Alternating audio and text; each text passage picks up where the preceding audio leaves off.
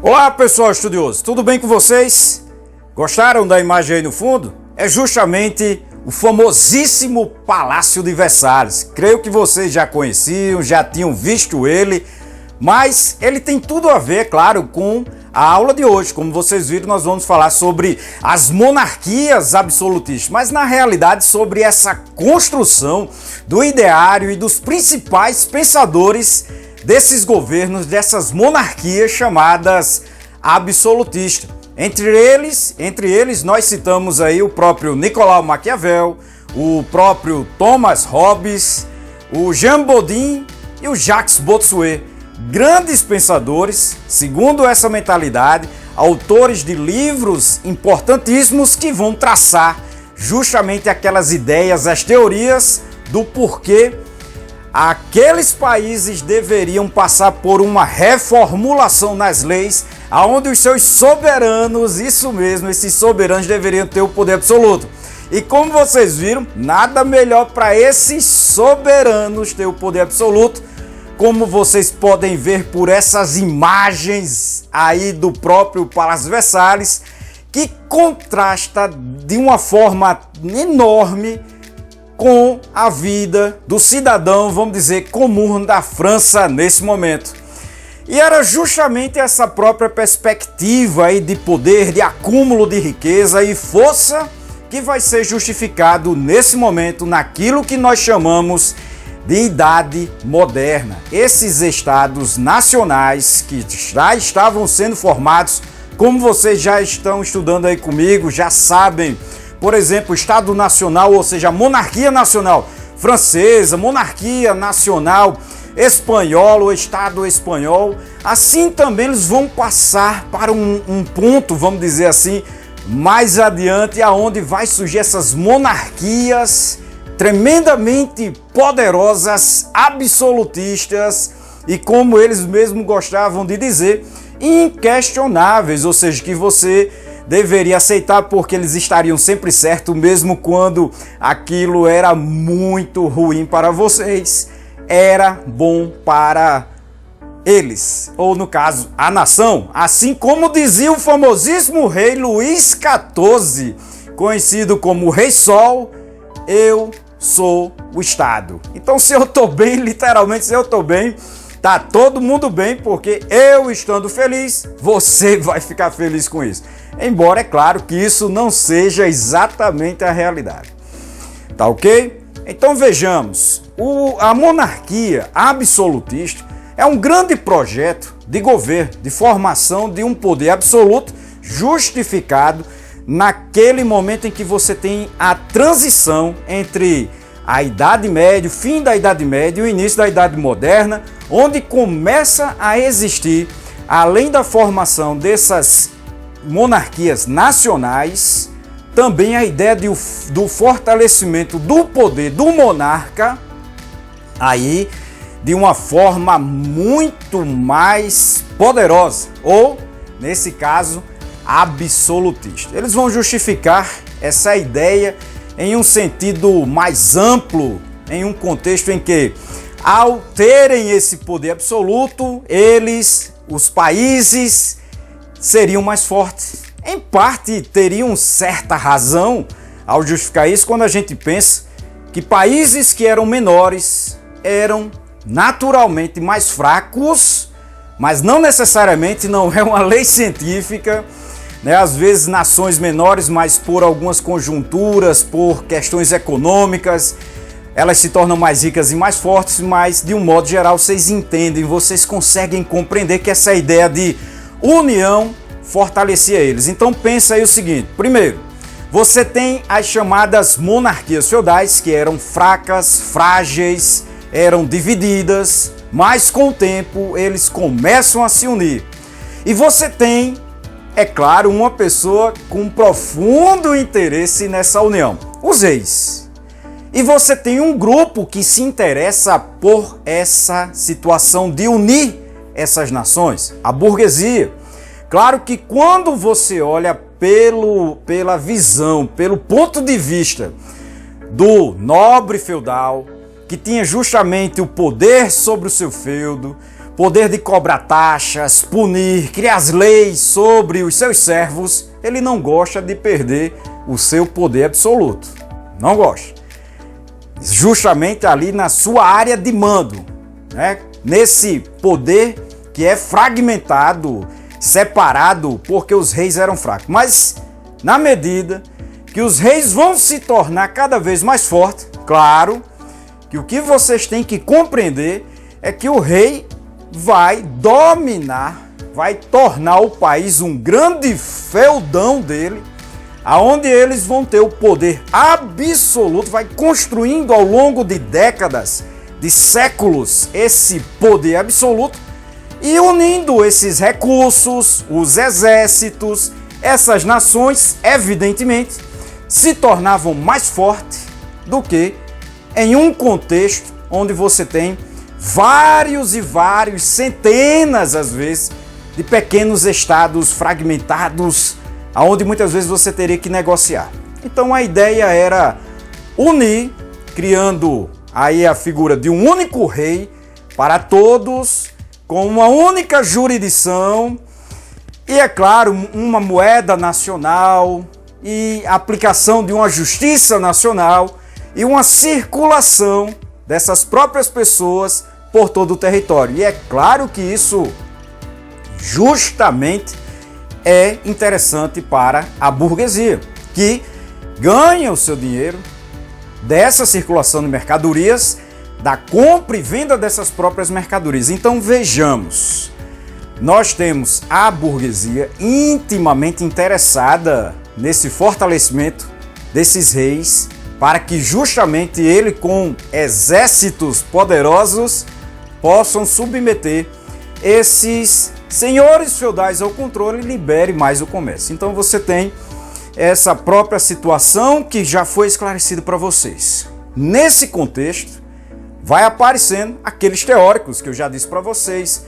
É claro que teve muitos outros, mas nós vamos focar naqueles que são mais conhecidos, naqueles que levantaram algumas teorias, algumas ideias, escreveram algum livro, e esses livros, obviamente interessando esses grupos, como a própria burguesia, o rei, claro, eles vão divulgar maciçamente essas ideias, esses valores, essas teorias, justificando o porquê deveriam ter o poder absoluto. E nesse contexto, formar a mentalidade dessa população que vai sair daquela mentalidade feudal, dividida, separada, para uma mentalidade aí, vamos dizer, nacional, aonde você cria um nacionalismo, essa figura de um rei comandando todos, e isso traria prosperidade e desenvolvimento para todos, para todos. Vocês sabem que na realidade isso não chega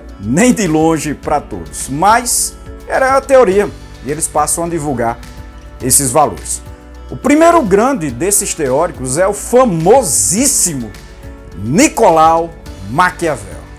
Ali, autor de um livro célebre, muito importante, que é O Príncipe. Exatamente esse livro, aonde ele, o italiano Nicolau Maquiavel, autor desse livro, ele vai romper com uma mentalidade que existia naquele momento, né? Ele quebra essa mentalidade, onde na Idade Média os príncipes, os governantes eram colocados quase que como um anjo de candura, por isso eles governavam e deveriam ter esse direito de governar, porque era uma pessoa, vamos dizer assim, perfeita para isso. Nicolau Maquiavel rompe, onde ele vai esclarecer que ética e política não são necessariamente a mesma coisa, e que esses governantes ficariam no poder e estariam no poder, ou seja, chegam no poder e se mantêm no poder porque estariam dispostos a fazer tudo o que fosse necessário para chegar no poder e mantê-lo o máximo possível. Então, como está nessa própria mentalidade, como ele esclarece, ou seja, os fins justificam os meios. Entenda esse contexto de que simplesmente não importa o que você vai fazer, se você vai ter que enganar, roubar, destruir, seduzir, não importa o que você vai fazer. O importante é, se você realmente deseja governar, você vai ter que fazer tudo o que for necessário para chegar no poder, e como se manter no poder, terá que fazer tudo o que for necessário. Outro grande pensador, aí já um chamado, segundo a mentalidade dele, de um contratualista, é o chamado Thomas Hobbes. Como eu já disse, Thomas Hobbes é um contratualista. Seu livro se baseia na ideia de que sem um governo forte, as pessoas viviam numa anarquia, numa bagunça geral, e nesse caso vivendo nessa constante guerra, nessa luta incessante por poder, se matando uns aos outros, tomando as coisas uns dos outros. Nessa mentalidade ele começa a justificar o porquê deveria ter um Estado forte, e esse Estado forte como que um monstro, por isso o próprio nome do livro dele, o Leviatã. Esse Estado poderoso, forte, iria impor as leis. Então por que ele é chamado de um contratualista? Porque segundo essa mentalidade dele, essas pessoas que viviam anteriormente no estado selvagem passaram para o governante o direito sobre a sua vida, a sua liberdade e os seus bens para ele.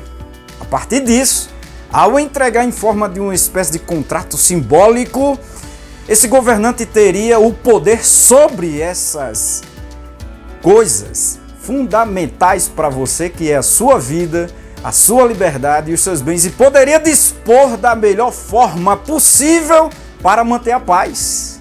E a paz também significa uma coisa muito importante nesse contexto.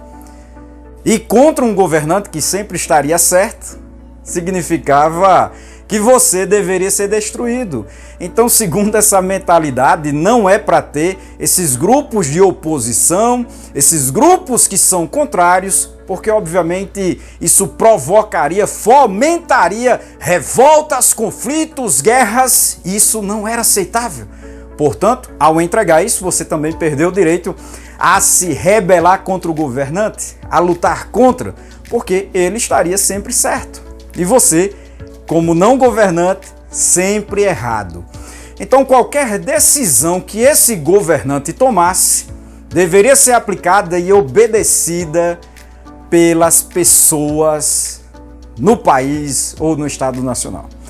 Outro grande pensador que vai existir nesse momento é o famosíssimo jurista francês Jean Bodin, que vai discorrer sobre essa teoria do direito divino dos reis de governar, justamente pensando aí nessa configuração de que tudo caminhava, a história do mundo caminhava para essa configuração em que os reis teriam direito divino, o controle, a soberania divina para governar. Ele vai justificar de que os reis, falavam por Deus, então não teme, porque você também estaria errado. Lembrando, a fundamentalidade dele não seria adorado como deuses, eles são cristãos, então ele está justificando a ideia de que, ao contrário do que vocês são ensinados hoje, de que o povo fala por Deus, naquela época a ideia era que o rei falava por Deus,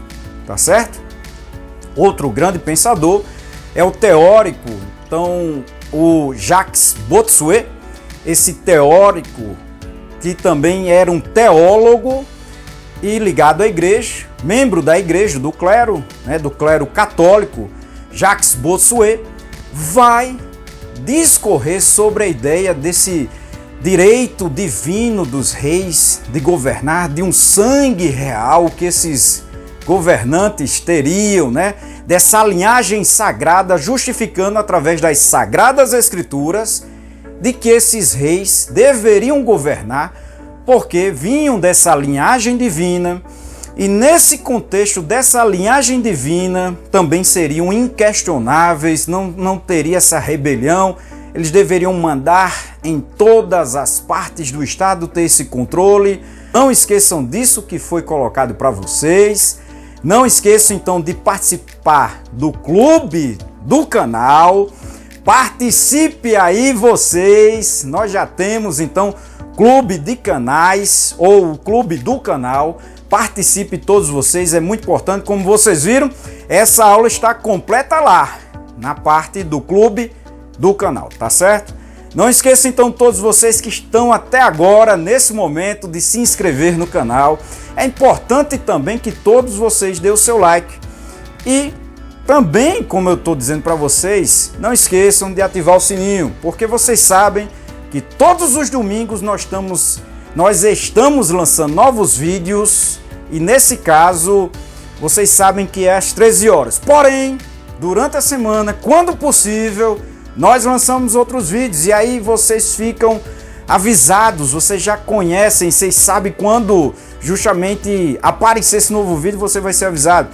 Não esqueçam também de mandar o link do vídeo, assim como também do canal para todas as pessoas, ver as descrições dos vídeos, tá certo? Não esqueça disso e participar aí da comunidade. Vá lá na comunidade, nós temos várias coisas que nós já colocamos, como fotos, como também enquetes, quiz que nós temos feito aí e contamos com essa participação de vocês e a opinião de vocês, tá certo? De mais a mais, até a próxima, pessoal!